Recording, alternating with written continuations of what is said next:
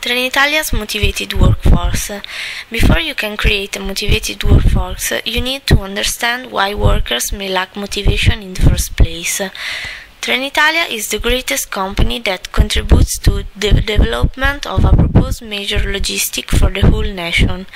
The most important features about this company are technological innovation and safety. The research of workforce is about various professional backgrounds, like engineers, drivers, technical and operators specialized in movement. The selection procedure is send your CV in their web page, and then, if it's that the company is searching, they will invite you for a job interview. The selection procedure is composed by aptitude tests, motivational interview, and maybe, for some jobs, test of personality and language test. For this company, there are minimum physical requirements are necessary conditions to be recruited. Also, to their employees, Trenitalia offers different training, internal and external, offer programs to learn the skills necessary to operate with professional competence and safety in every area, and try to do accident prevention at work.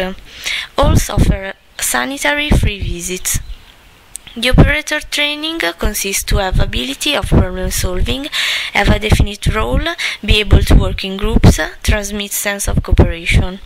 For Trenitalia, motivated and encourage their workers is essential to have a good atmosphere, mutual respect for a better final services.